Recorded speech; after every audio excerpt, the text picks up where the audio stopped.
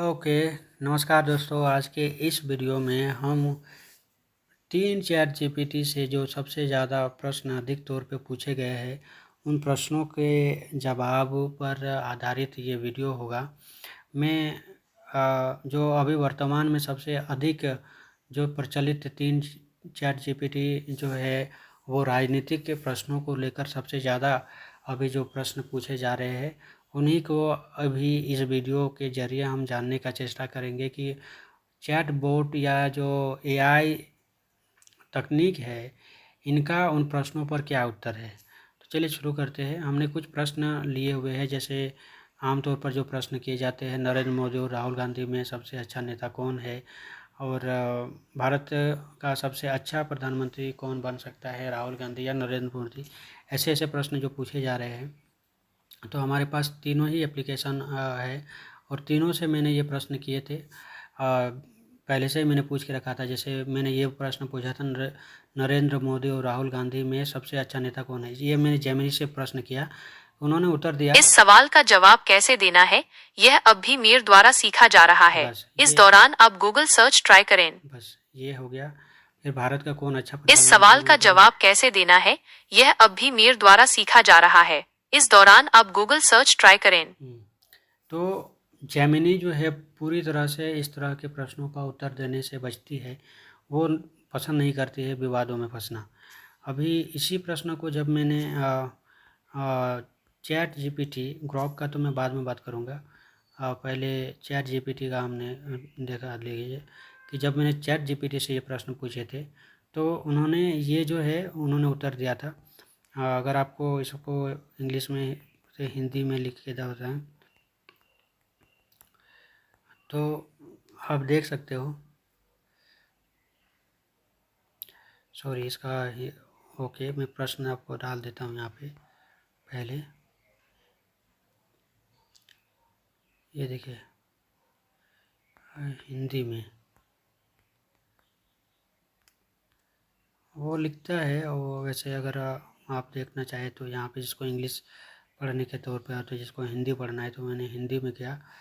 तो ये देखिए, और सबसे अच्छा नेता कौन है, नरेंद्र मोदी या राहुल गांधी। यह इस बात पर निर्भर करता है कि आप अच्छे नेता की परिभाषा कैसे तय करते हैं।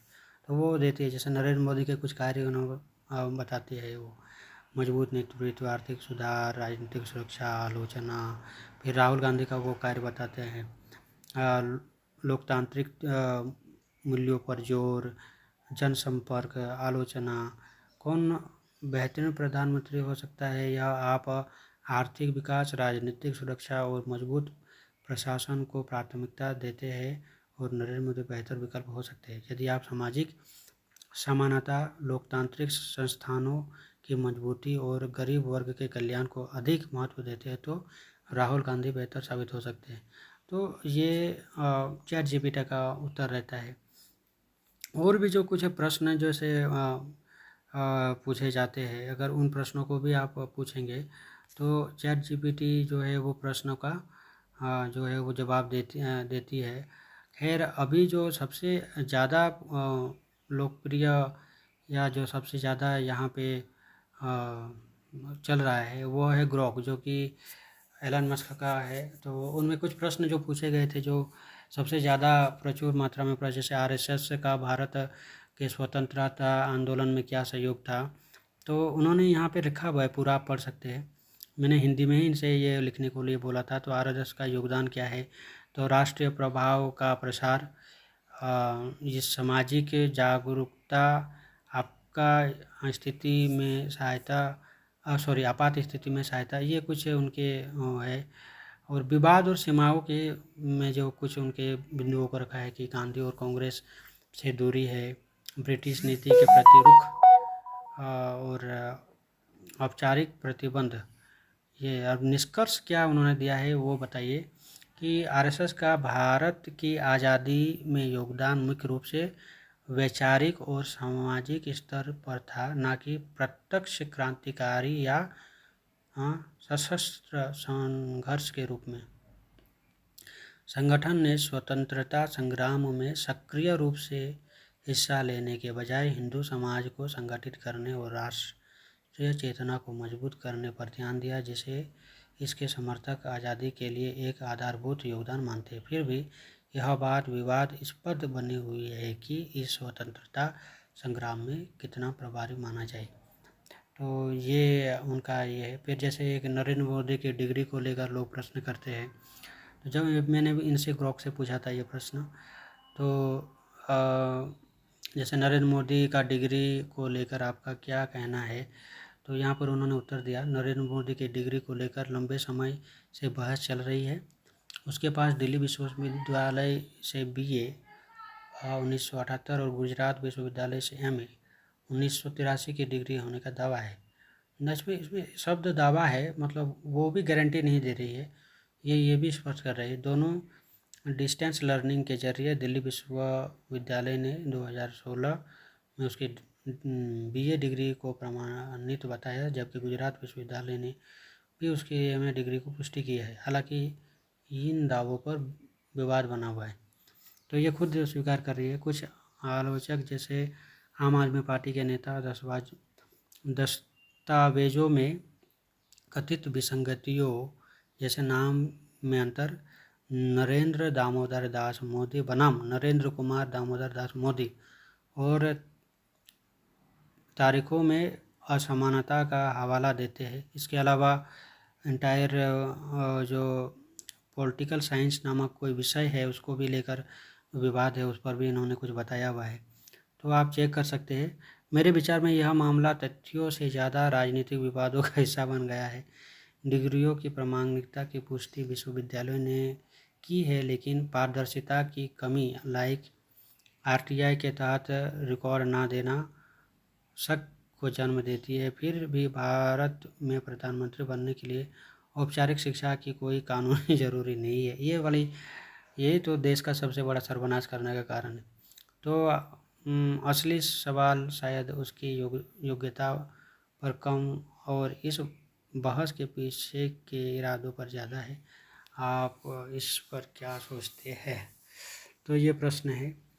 और गोदी मीडिया को लेकर बहुत सारे लोग प्रश्न करते हैं, मैंने भी प्रश्न किया। गोदी मीडिया जो है, गोदी में दिया के नाम पर यहाँ पर मीडिया को मैंने लिख दिया है, पता नहीं, मैंने वॉइस टाइपिंग किया था इसलिए। तो मैंने यही प्रश्न किया था कि गोदी मीडिया के नाम से कौन कौन से चैनल प्रचलित है, उनको गोदी मीडिया क्यों कहते हैं। तो यहाँ पर देखिए, इन्होंने स्पष्ट जवाब दिया। 20 वेबसाइट का जो है उन्होंने हवाला दिया है, आप यहाँ पे वो रेफरेंस भी देता है।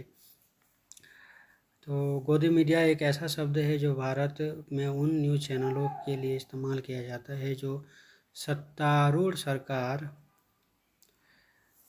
खासकर भारतीय जनता पार्टी BJP और नरेंद्र मोदी के पक्ष में पक्षपाती माने जाते हैं। इस शब्द को पत्रकार रवीश कुमार ने लोकप्रिय बनाया था, जिसका मतलब है ये चैनल सरकार के गोद में बैठे हैं और उसकी नीतियों को बढ़ावा देते हैं। अब आपके सवाल का जवाब चलो अभी ये मज़ेदार वाला है, अभी पूछ, ये बहुत अच्छा है। इनके जवाब मैंने पहले भी पढ़ा है, आप लोगों के सामने यहाँ रख रहा हूँ। आमतौर पर इन चैनलों को गोदी मीडिया कहा जाता है। इनका लिस्ट है, इनका सूची में ये नाम शामिल है: रिपब्लिक TV, जी न्यूज़, आज तक, just times now, India TV, India 18 news, news इन 18 इंडिया, सुदर्शन न्यूज़, TV9 जो है, ये सारी चीज़ें, ये चैनल है। आप इसका जवाब पूछेगा रिपब्लिक में। अर्णब गोस्वामी के नेतृत्व में यह चैनल अक्सर सरकार समर्थक रुख के लिए जाना जाता है। अब इसी पर उन्होंने और कुछ रखा हुआ यहाँ, सबसे बड़ा गोदी कि ग्रॉक इन्हें क्या मानता है, इस पर भी उसने विचार रखा है। ये नाम इसलिए गोदी मीडिया कहलाते हैं क्योंकि इसके कवरेज में सरकार की नीतियों की समर्थन, विपक्ष की आलोचना और कभी कभी तथ्यों को तोड़ मरोड़ कर पेश करने का पैटर्न देखा गया। सोशल मीडिया और स्वतंत्र पत्रकारों की टिप्पणियों में इन चैनलों को अक्सर इस तरह से चिन्हित किया जाता है। हालांकि यह भी सच है कि ये सभी चैनल इसी स्वीकार नहीं करते और अपने निष्पक्ष या बताते हैं, इस पर उन्होंने बताया। और सबसे बड़ा गोदी मीडिया कौन सा है, तो इस पर भी उसने और रिप्लाई दिया। देखो यहाँ पे उन्होंने रिपब्लिक TV का नाम लिया है, और दर्शक संख्या और प्रभाव के मामले में यह शायद सबसे बड़ा माना जा सकता है। अर्णब गोस्वामी की आक्रामक शैली और सरकार समर्थन स्टेड स्टैंड इसे बहुत लोकप्रिय बनाता है। आज तक और जी न्यूज़ का भी नाम आया हुआ है। तो ये प्रश्न है। कुंभ मेले के लेकर भी मैंने प्रश्न किए थे कि 2025 का जो कुंभ मेला था उसमें 40 करोड़ लोगों का शामिल होने का दावा है। तो इस पर भी उसने अपना पक्ष रखा था। क्या कहते हैं आधिकारिक दावे? तो उन्होंने PIB जो कि उत्तर प्रदेश सरकार का जो प्रेस इंफॉर्मेशन ब्यूरो है उस पर 66 करोड़ का जो दावा किया गया उसका उन्होंने वर्णन किया गया है। शुरुआत में 40 से 45 का आंकड़े का था, बीच में 50 करोड़ आने का हो गया, अंत में लोगों ने 66 करोड़ तक पहुंचा दिया। तो इस पर भी उसने अपना राय रखा है। संख्या की गणना कैसे की गई थी? तो उस पर जैसे AI सक्षम कैमरा जो था वो ड्रोन के सहयोग से CCTV कैमरा और मोबाइल डेटा का इस्तेमाल किया गया। और सबसे क्योंकि सभी लोग मोबाइल लेकर जो गए तो उनका GPS ट्रैकिंग वगैरह करके भी पता चला। कुल डुबकियाँ बनाम अनोखे लोग, तो ये इस पर भी है। क्या 40 करोड़ सही हो सकता है? तो इसने हाँ पर उत्तर दिया है। हाँ, संभव है, क्योंकि यूनिक विजिटर्स जो था वो उतनी थी लगभग, मतलब जो आए और चले गए, कंटिन्यू वाले का तो नहीं माना जाता है यूनिक। फिर भी भारत का जनसंख्या 140 करोड़ का है, उसमें से 28 से 30% लोग जो है उनको आने का यहाँ भी ये समर्थन कर रहा है। तो ये उनका जवाब था।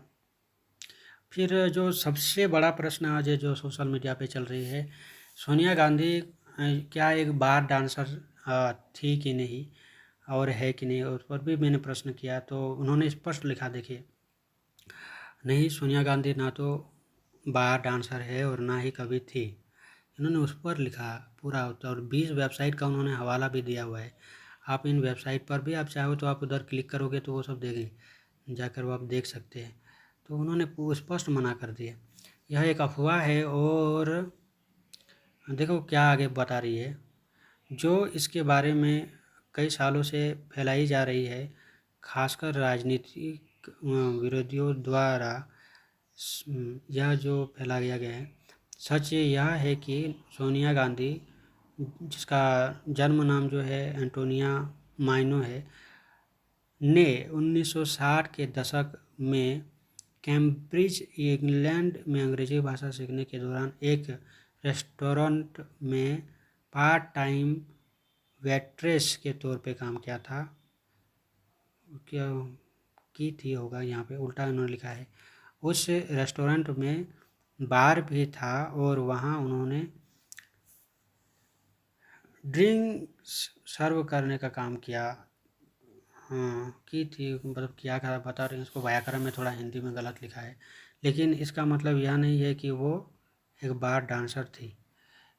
उसके बाद इस दावे को बढ़ावा देने के लिए सोशल मीडिया पर कई फर्जी तस्वीरें, जैसे मर्लिन मुनरो और अन्य अभिनेत्रियों की तस्वीरों में सोनिया का चेहरा जोड़ा गया,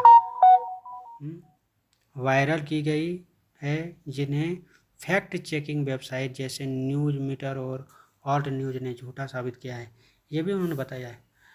और जहाँ पे नृत्य करने वाली बात है उसका उन्होंने जिक्र किया कि सोनिया गांधी का नृत्य से कोई पेशेवर संबंध नहीं है। हाँ, एक अलग संदर्भ है कि 2023 में हरियाणा में किसानों के साथ एक अनौपचारिक कार्यक्रम में उन्होंने नृत्य किया था, लेकिन महज एक सामाजिक गतिविधि थी, ना कि कोई कैरियर। तो ये प्रश्नों का उत्तर देने का जो बेबाक तरीका ग्रॉग दे रहा है, ये डेफिनेटली बहुत अच्छा है। ये निष्पक्ष रूप से जो है उनके बारे में ये यहाँ पे प्रश्न जो है वो प्रश्नों का उत्तर यहाँ पे देता है। अभी मैं एक अंतिम प्रश्न आपके सामने पूछूंगा इससे।